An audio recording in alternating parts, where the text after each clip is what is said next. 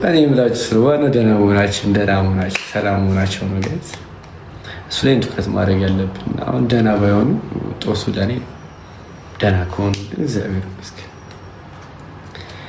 እሱን ነው የምላችሁ። በተረፈ እንዴት አመሻችሁ? ምሽቱ እንዴት ነው? ቆንጆ ነው ወይ?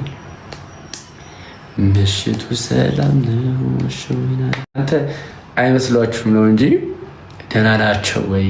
ምግብ በልተዋል ወይ? ውሃ ጠጥተዋል ወይ? ተኝተዋል ተነስተዋል የሚለውን ቼክ አደርጋለሁ። ጋይስ በጣም ነው ቼክ ማደርገው። ገባችሁ?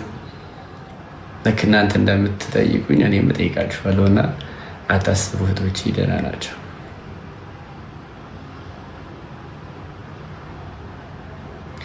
ዳኒ ሄርሜላ አፍቃሪ መጥቷል፣ ይዟት ሂድ። ሄርሜላ አፍቃሪ መጣላት? ከየት መጣ ሄርሜላ አፍቃሪ?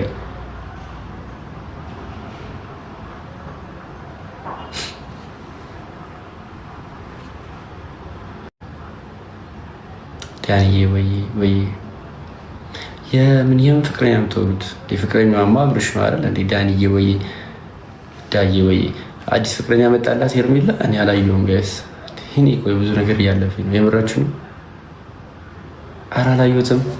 ሄርሜላ አዲስ አፍቃሪ መጣ። ተገላገለን ጋይስ፣ ገላገለን። በእናታችሁ ይዟት ወደ ሀገሩ ወይ ወደ ወጣበት ይዟት ሂድ።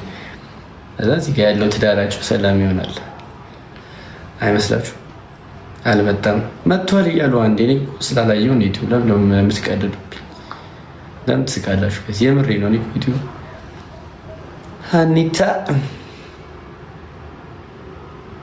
መጥቷል ይኸውላችሁ ጋይስ። እየዋሻችሁን ከሆነ ማለት ነው፣ እየዋሻችሁን ከሆነ ወጥቼ ቼክ አደርገዋለሁ። ከላይ ሲወጣ ቼክ አደርገዋለሁ። እየዋሻችሁን ከሆነ ቤተሰቦቼ በቃ በጣም ውሸታም ቤተሰብ ነው ያለኝ ብዬ በቃ ራስ አላውቅም።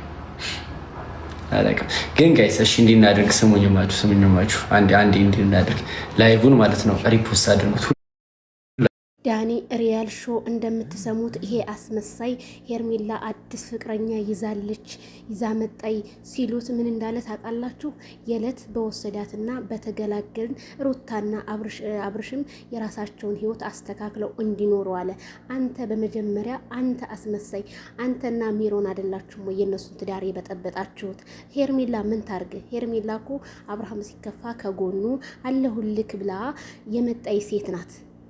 አንተ ግን የነሱን ትዳር የበጠበጠችው ሄርሜላ። አንተ የት ሄደህ ነው እሷ የምትበጠበጥ? አንተ ራስ በጥብጠህ ይሄንን ትላል። እናንተ አልሰማሁም አላየሁም ምንም አይነት ቪዲዮ እንደተፖሰተ አንድ አበባ ለመልቀም ይሄንን ያህል መንገድ መጓዙ ግን በጣም ተገቢ አይደለም።